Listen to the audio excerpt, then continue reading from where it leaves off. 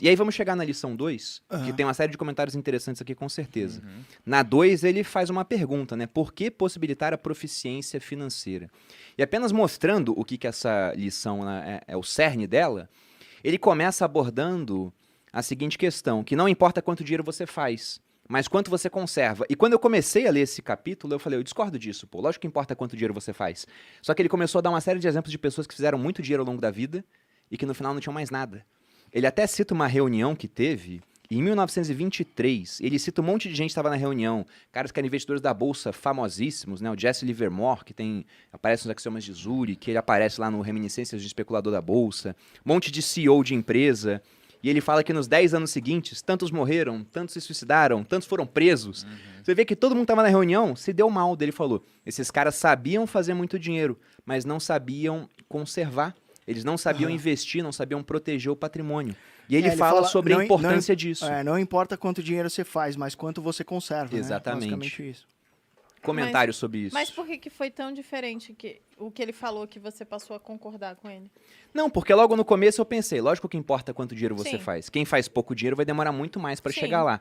Só que ele quis ressaltar que se você faz muito dinheiro, isso não é garantia de que você vai chegar lá. Eu tenho uma história da minha vida que eu acho que por favor, denota muito sobre isso.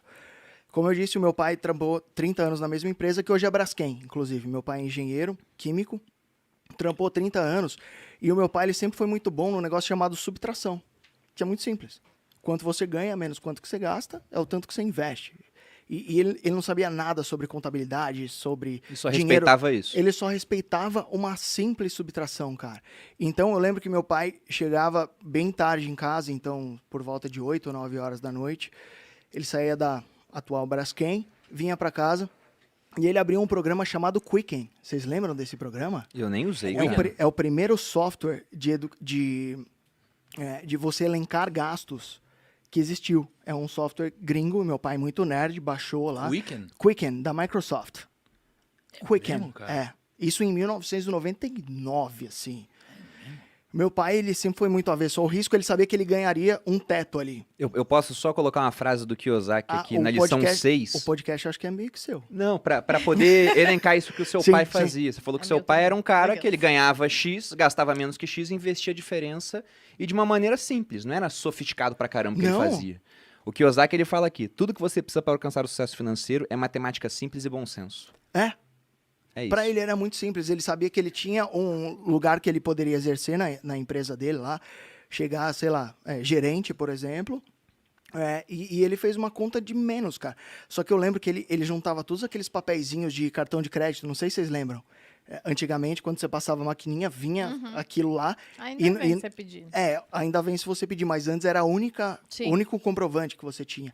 E ele juntava todos dele e da minha mãe, e ele parava todo dia, a primeira coisa que ele chegava, falava boa noite e tal, e chegava lá e fazia uma conta de menos, porque ele dividia mais ou menos o tanto que ele ganhava, dividia por 30, e ele não podia gastar em um dia mais do que ele ganhava.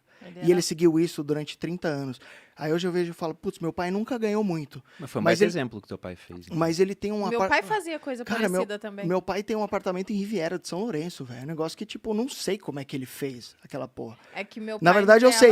Ele usou a subtração durante 30 anos e conseguiu acumular patrimônio. E hoje o que ele tem de renda passiva em renda fixa, inclusive, pai, precisamos rever isso, ele consegue se virar muito bem, cara. Tanto que quando eu me fudi no Joesley Day, que eu era trader, foi o primeiro cara que eu liguei. Falei, pai, preciso de 30 pau. Ele falou, tá bom, por quê? Falei, por causa disso. Lascou a bike, caiu a corrente aqui da bike, fudeu. E ele me fez uma TED ali de 30 pau na hora e continua vivendo totalmente simples. O meu pai é o Barsi versão Santo André, assim. Até hoje, cara. Ele anda de metrô até hoje.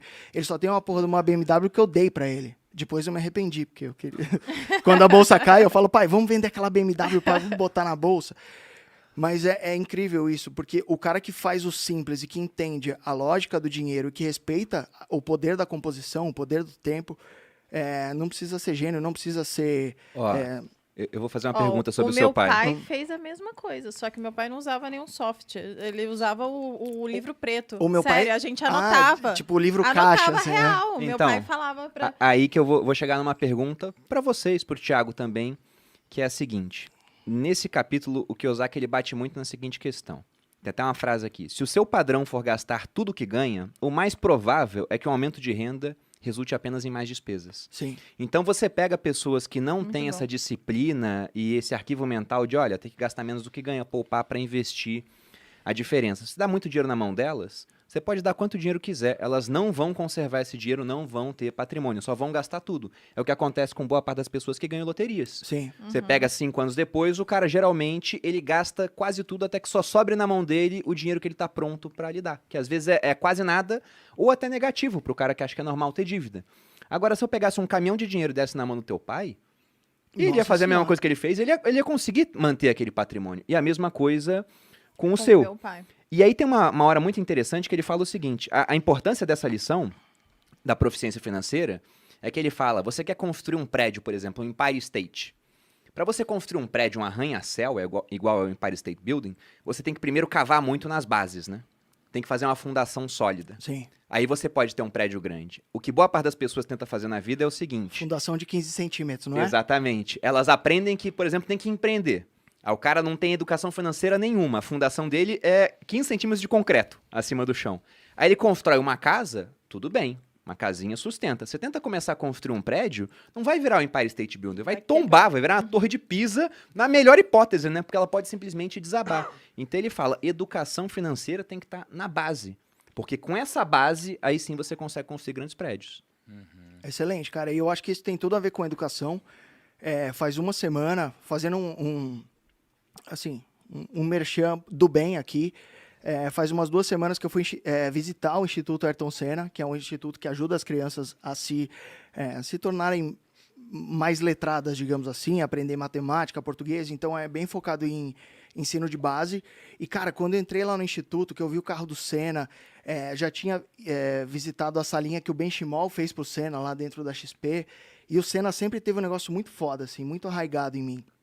E faz 2 semanas que eu falei que, para todo sempre, a receita do meu canal, Pitch Money, vai ser doada pro Instituto Que Ayrton Senna, massa. porque, cara, eu até ajudava algumas causas animais e tudo mais, mas eu percebi que todos os problemas que a gente tem derivam de um problema da educação de base. Sim. A gente não tem. Eu tive a sorte de ter, porque meu pai abriu mão de muita coisa para que eu estudasse nas melhores escolas do Brasil. Mas não é o normal. Tanto que eu achava que eu era o cara mais pobre da escola. E depois eu percebi que os pais dos caras que entregavam as crianças com Audi, o Audi era financiado. E o meu pai, que tinha um Voyage que entrava água no...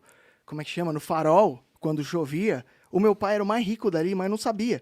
Mas é por isso que eu... e aí as crianças me chamavam de pobre pra caralho na escola e se afastavam de mim. Mas é por isso que eu acredito que meu pai foi impecável comigo, mas a única coisa que eu mudaria... É meio foda falar de pai, né? Você vira meio emo. Mas a única coisa que eu mudaria com o meu filho é explicar a situação financeira do tipo, ó, papai ganha tanto, a gente gasta tanto. Porque eu vivi com essa mentalidade de tipo, mano, sou pobre, sou a margem da sociedade. Na minha época já não deixavam a gente derreter chumbo de pasta de dente.